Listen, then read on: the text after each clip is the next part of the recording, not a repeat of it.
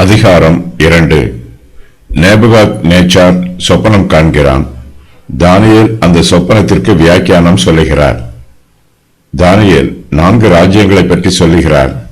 அந்த ராஜ்யங்களோடு இஸ்ரவேல் தேசத்திற்குள்ள தொடர்பையும் விவரிக்கிறார். அந்த ராஜ்யங்களின் அழிவின் மீது இந்த பூமியிலே மேசியாவின் ராஜ்யம் ஸ்தாபிக்கப்படும். நேபுகாத் நேச்சார் ஒரு சொப்பனம் காண்கிறான். அவனுடைய ஆவி கலங்குகிறது. தன்னுடைய சொப்பனங்களை தனக்கு தெரிவிக்கும் பொருட்டு ஜோசியரையும் கல்தையரையும் வரவழைக்கிறான்.